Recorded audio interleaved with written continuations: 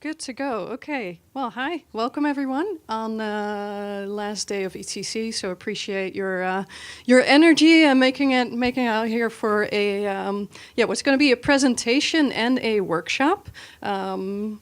Raise of hands. Who has a laptop with them in the room? Okay, that'll work out. That'll work out. So we'll find out later. One other thing I want to mention before getting into a presentation, there's someone trying to listen in remotely. So yeah, just keep that in mind if you're concerned about recordings and things like that. Okay, so I'll take it away. My name is Hester Bruikman. I am a project manager at Ethereum Foundation. Specifically, I work on trillion-dollar security. For Ethereum, and I'll go into what that means and what we work on in more detail for about 10 minutes, and then I really want to get to work. And for the second part of the workshop, you can consider me almost a proxy of WalletBeat. For those who are familiar with WalletBeat, because that's what we'll get into next. But first, trillion-dollar security. What are we trying to achieve? So Ethereum is already the most battle-tested blockchain out there, right? So you would think we've learned from our mistakes, and so we're pretty far along towards the $1 trillion. We're pretty far along on security, but there's two things we really want to achieve, which is for billions of users to feel comfortable transacting with $1,000 relative to their local currency on chain, as well as for institutions to feel comfortable with transacting trillions, holding trillions in a single contract or application. That's our goal. It might shift over time as security is an ongoing effort, right? Why do we need trillion-dollar security? Like, why do we need to focus on it as much? I mean, obviously we have tracks like the security track at ETC, but just to get into some numbers, if you look at the 30-day active account addresses, so take today, take yesterday, take the day before, the 30 days prior to that, how many people actually used Ethereum? That's 11.9 million right now. There's 38 million ETH staked. So that translates to 110 to 120 billion and that grows year over year. There's a stablecoin settlement value of, last I checked, 720 billion in stablecoins being transacted and 52 billion in DeFi TVL, which is funds at risk at any smart contract or at smart contracts at any given moment. So on the way to $1 trillion, that all looks very promising. Then why do we need an effort like $1 trillion security? Over the past years, there have also been around 430 security incidents. This is not counting all the individual drainer events. This is the aggregate of incidents that have been evaluated. That's not insignificant just to this year alone, and I'm sure there's a few that happened last week that might not be included here. We've already had 16 incidents. It translates to 7 billion loss in US dollars on Ethereum alone. So again, that doesn't even count for L2s right now. So yes, there's a lot of value being transacted. At the same time, we're also bleeding value. And that's a motivator for an effort like $1 trillion security. Yeah, and maybe just one more number. Over 93 million lost to date, just this year, and we're end of March.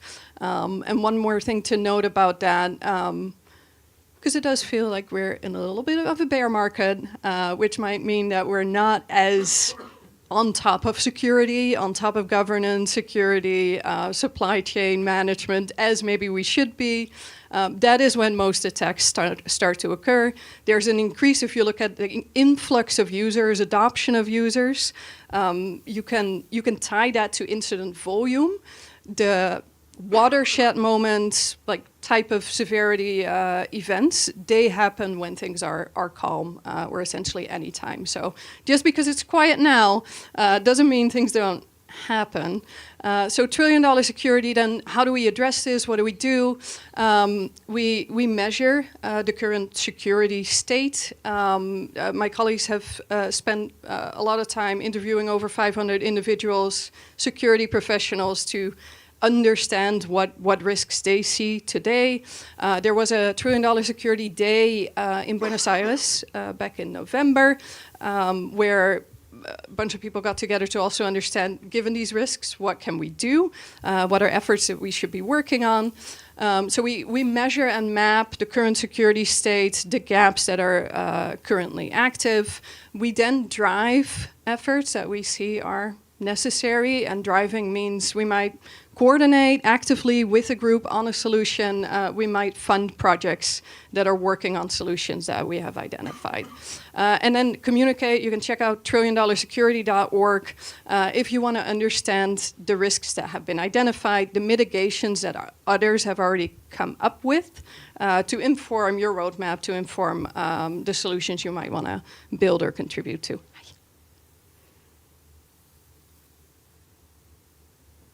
In interest of time, I'll be short on this, but take a look. The people involved are a combination of Ethereum Foundation as well as ecosystem stewards. So some of the most respected fields, people in security, Mehdi, Samzizi Soon, Zach, also supporting $1 trillion security. Okay, getting into some of the risks and mitigations identified, just to give you a snapshot of what that looks like. These bars represent mitigations for risks that are identified. In some cases, we see mitigations being live, so there's a solution that solves a problem. It's reasonably well adopted. In some cases, it's ongoing. We have a solution, but it's either not adopted, not fully developed. And in some cases, there might be some planned work if you think about post-quantum cryptography right now. A lot of that might fall under, like, there's planned work or there's work in research. The other thing noticeable here is the more, let's say, in the bucket of user experience, we've identified more risks and more solutions. So there's more actionable work there. And so some of our focus has gone to user experience for now. That'll shift over time. This is just also a way for us to help prioritize our work. Zooming into this, and this is a little bit of a bridge to the workshop part of things here. Within the bucket of user experience, we do have a number of efforts, not mentioned here, verifiable front ends, transaction assertions, or other efforts that fall under that bucket, but there's two that we prioritize right now. One being clear signing. If you haven't heard about it, I see Laurent, you're here. Yeah, go talk to Laurent maybe after the workshop. Come talk to me. It's the effort to make sure, Manuel here as well. It's an effort by a very wide working group to make sure there's transaction clarity, given that currently, especially when you open a hardware device, you're still signing hex data and you really can't tell what you're doing. So that's one effort. The other effort, which I want to talk more about, is wallet safety standards. So imagine that we do have a clear signing solution. We also want to drive that becomes the default for wallets to adopt. And the way we do that, if you remember or actively look at L2Beat, I was just talking to someone earlier about DeFi Scan. Those are initiatives to set standards, baseline security of what we should expect from different types of applications in the stack. Wallet safety standards, consider me a proxy for Polymutex here, who is trying to join remotely, so I hope that works out. Again, yeah, consider me a bit of a proxy. WalletBeat is the group working on, and this is a group of a lot of volunteer contributors working on setting these wallet safety standards. I want to make sure, together with EF, that they have a framework to be informed about what the community considers safety standards that should be non-negotiable. So if you think of maybe a baseline wallet, what should it include in terms of privacy or security features? If you think of like the most ultimate secure wallets, what should be the features that should be included in that stage or that maturity level. So that about WalletBeat. There's one thing I want to highlight about how they work because I think it's very important. We often look at wallets and we count their features, which is easy. We look at a bit of a spec sheet and we try and understand, okay, what kind of key management pattern do they use? Do they offer multi-party computation wallets or not? And we kind of treat it as a checkbox. What WalletBeat does differently is they evaluate the features by the user goal. So what is it actually delivering for the user? That makes it such that wallets can contribute their data for if you're working on a wallet, submitting your wallet to WalletBeat, so you're basically just sharing the features that you're working on.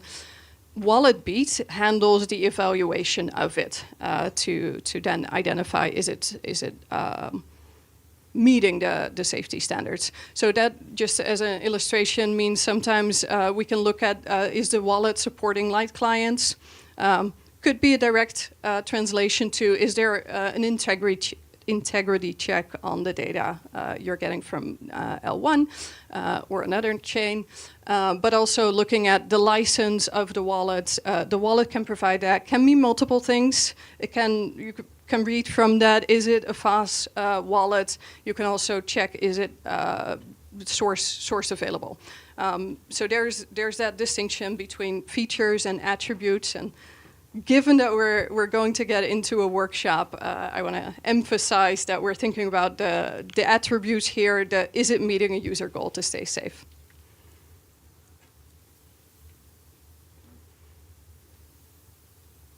You can have your opinion about this. This is a way to form a maturity model to provide definitions for stages.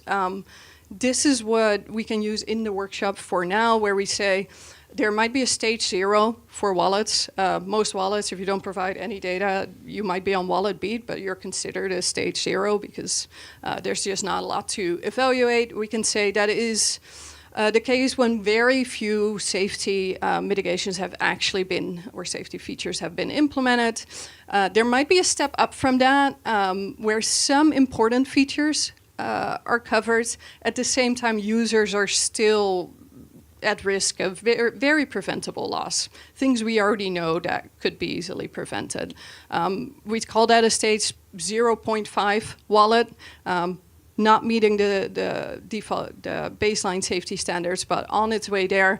And then stage 1, covering safety features that would actually keep users safe in most of the cases. So most users, most of the time, would not be vulnerable to the very common vulnerabilities that we're aware of. Stage 2, going one step beyond that, very comprehensive safety feature set. Users are protected across a wide range of use cases. So think of the users that need an incredibly secure hardware wallet or need to, are more vulnerable to DNS hijacking or whatever they're using, they have more specific requirements, and stage 2 would be a wallet that also delivers for them.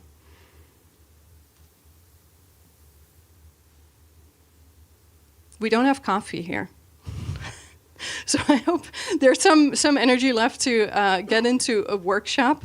I asked at the start who had a laptop with them. I would want to ask if you're okay to form a group with others who don't have a laptop with them. The easiest way we can go about a workshop is working in FigJam. That makes sure that WalletBeat as a team can also join, see where some attributes are classified. Is this a feature or an attribute that needs to live in a stage 2 wallet? Or is this a non-negotiable? Like all wallets at a level 1 should really have this feature. And that's what we'd love to get your input on, so that whatever safety standards we come up with for wallets, it's not EF saying this is what a wallet needs. It's not, hi. Sorry. It's not EF saying this is what a wallet needs. It's not WalletBeat saying this is what a wallet needs, but it's shared by a wide group of people, such as yourselves, having thought through what do you expect from a wallet to stay safe. Going briefly into what I'd ask once we open a FigJam, there's a bunch of stickies in that FigJam, basically calling out attributes, things a wallet can have. Drag them into a stage 0, stage 0.5, stage 1, stage 2. So it's literally just dragging post-its, nothing more than that. If you see something not represented, there's no card for something that maybe you work on, you know is important, add it. And then at the end, and I'll give a little heads up, maybe 10 minutes before the end of the workshop, select a non-negotiable. So mark something that is in a level 1 of which you'd say, like really wallets should not launch without this. This is a critical feature. So that is what I ask from you. Let me just open a FigJam so you can see what it looks like. Might be a little bit less scary.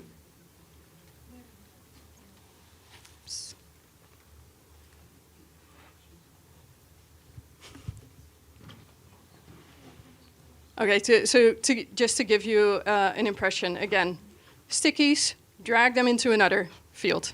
That's all there is to it. Read the sticky, drag them into another field. I think it's easiest to do this in a group. So maybe again, like show of hands, who has a laptop that they're willing to gather around. Okay. Could you own like a group 1 and maybe 4 to 5 people join? What's your name? Ivan, yeah? Okay. So Ivan can take 4 to 5 people. Who else is here with a laptop? Do you have a? No.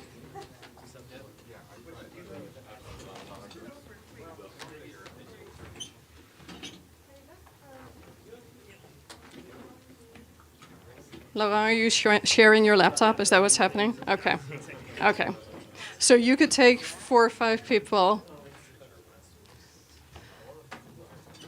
Hello. Jakub, are you doing a laptop share? I don't know how long I can stay, but I can do it meanwhile. To start, yeah.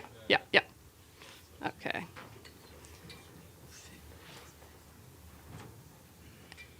Where are we?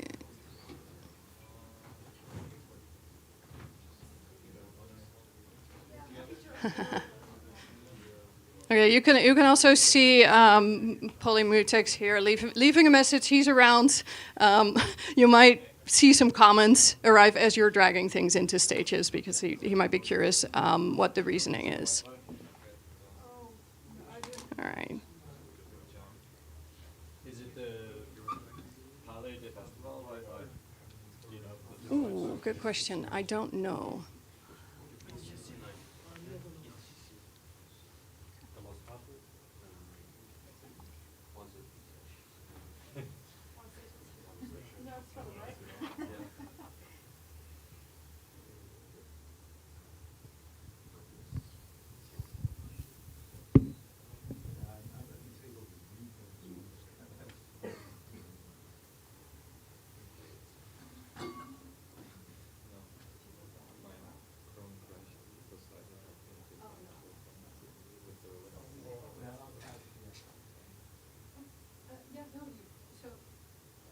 If you have a laptop and you can see FigJam, by all means, start dragging. Do you want us to copy the sticky notes or just move the ones that are there? There's multiple copies as well. Okay. Those are...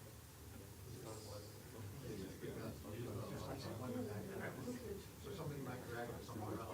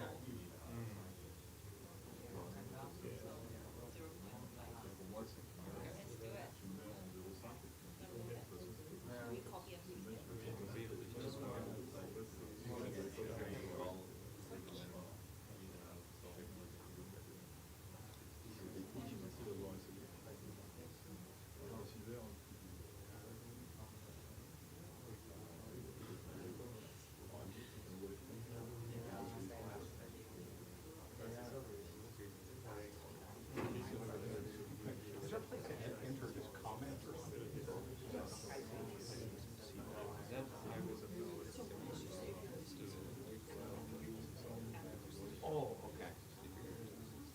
Because this with these scam alerts, that's like an external DB to implement with unlimited output. You actually select why these things. So it should be easy to just if this condition is loyal, show where we report on.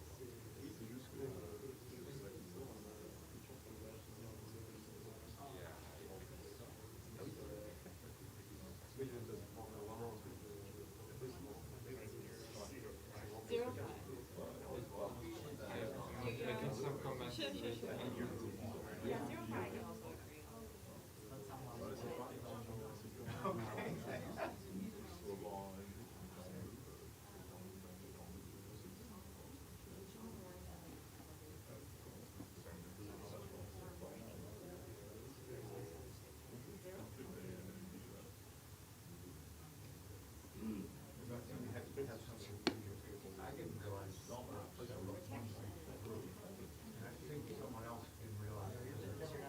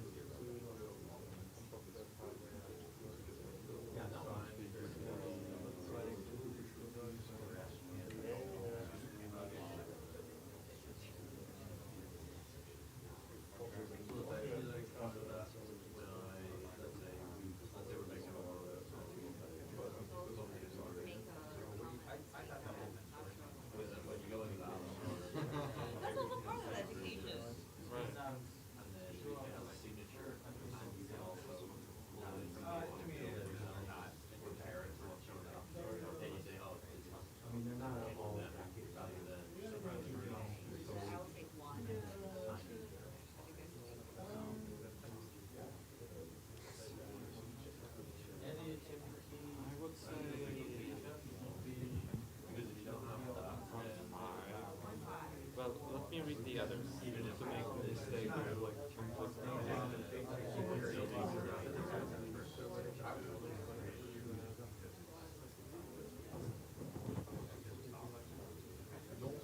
okay, so yeah, I'll probably one. This looks like something more hardcore.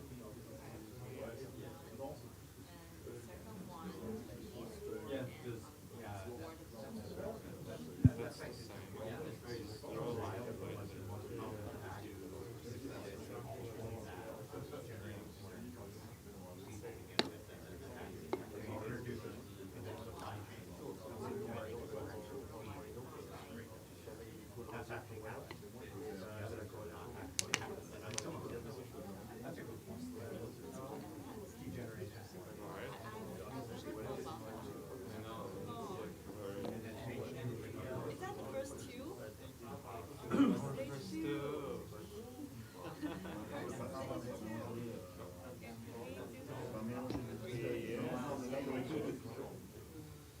I have never even thought about that.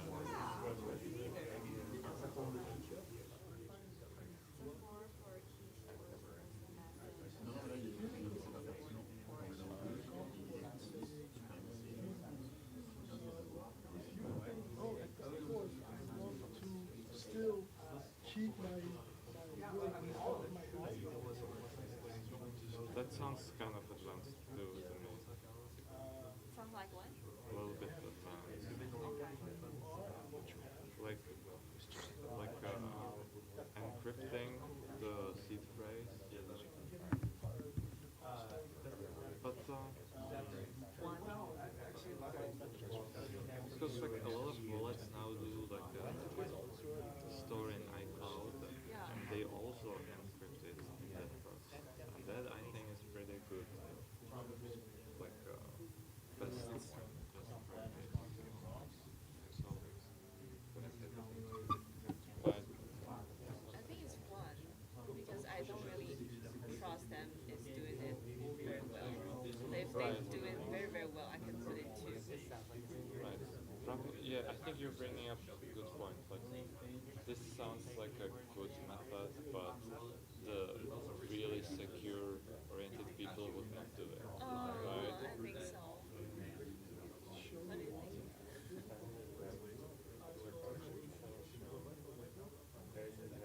Basic. Easy, okay. I think a lot of them does this, but from my point of view, it's not secure. Yeah, exactly. And then you should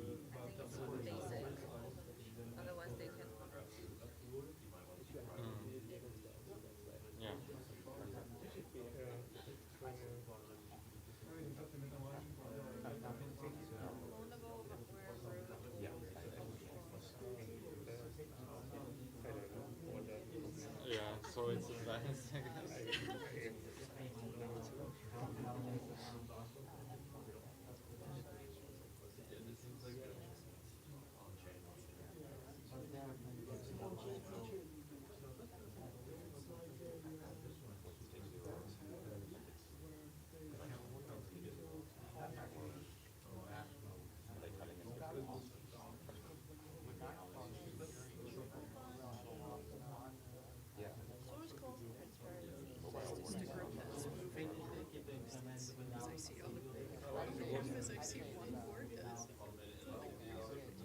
like in a good way, like making me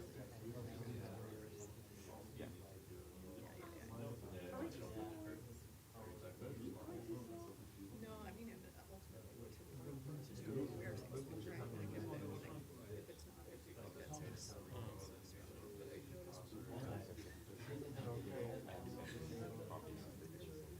noticed maybe for this one I don't expect apps or wallets to validate your authentication anymore. We should use your device properties. Manual lock. That's also easier. Like to be able to lock your wallet. We should just close the app. Yeah, so you have to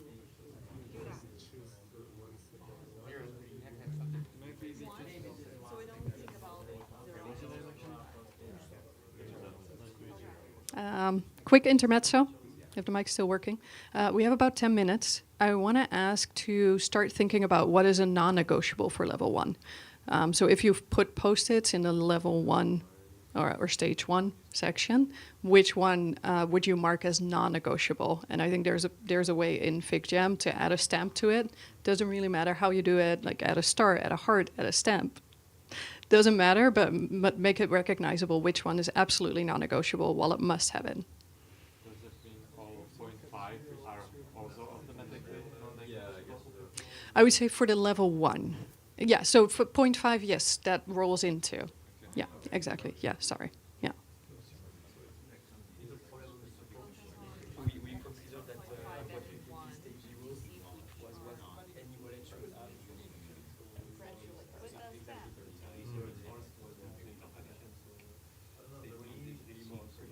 Less important the contrary, the higher it goes in the stage 4. Yes. Figured it out. Which board is that?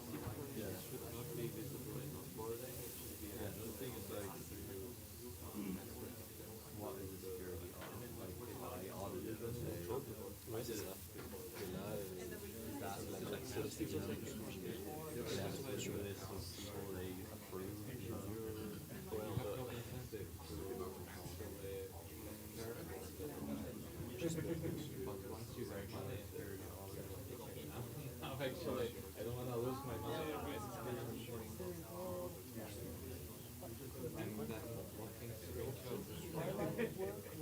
Last time I played, I don't know, I guess Elle est assise devant, elle cherche deux secondes.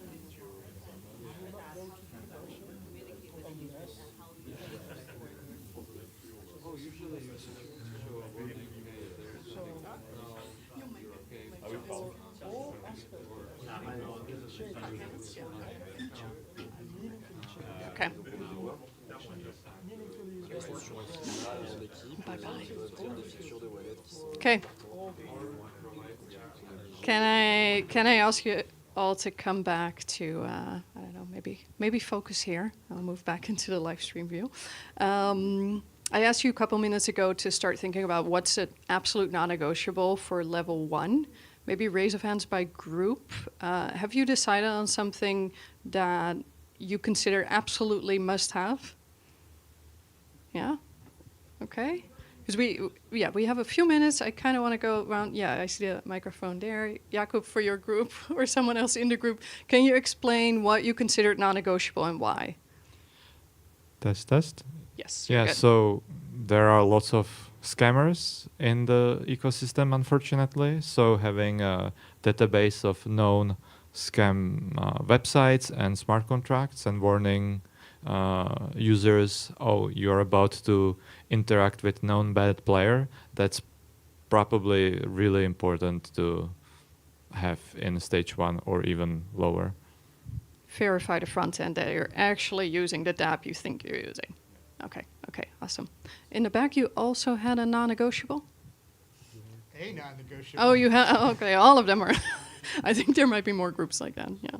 Well, I mean, we were mostly focused on like the implementation side. So you can't be storing secure material that's unencrypted. You can't be like allowing insecure RNG generation or like using just random cryptographic libraries instead of using standardized ones. That's the general gist of most of ours. That's good. Start with the keys. Yep. Yeah, makes sense. Your group there? Oh. Probably signing, looking at what we are signing in a human readable way. This is pretty much important, and we currently almost don't have it anywhere. You're making me do a little cheer inside. I'm Dutch, so it's moderate, but yes, I agree. Totally agree. Yes. We put the builds must be signed and reproducible because even if you have all the other features, if the user can't verify that the software they're using actually implements all that and it's not just one that was published by an attacker, then they're pretty much all void anyways. And you're talking about like the build, the application you're using as your wallet. Yeah. Yeah. We actually made a distinction. We actually separated out cards for signing builds versus reproducible builds because in practice, reproducible builds can be extraordinarily hard to do, like incredible amounts of work to do. So we put that into stage 2 just because it's can be almost impractical for certain platforms and code stuff. And it needs to be manageable for wallets, but yeah. Okay, reproducible builds, and it sounds like this bit of a distinction of like publishing a bill of materials. Okay, you need to explain me a little bit more where the work is, like what makes it so complex. But okay. Laura, can you speak for your extensive group here? Mostly from a group coming from a hardware wallet, without surprise, the key management and the way you manage your cryptographic keys is the key concern for us. So non-negotiable is actually properly handling the use and storage of your cryptographic keys. So we put a lot of stuff of that at stage 0. That comes also with security audits around typically that key piece of the code actually. That's yeah. And personally, I would like clear signing, but I didn't have the time to find it in the list. Sorry. Okay. Yeah, there's many attributes to check for. Okay, awesome. I want to thank you all so much again for Thursday, last day of the event, coming here and actually doing a workshop and participating. Appreciate it. And thank you so much.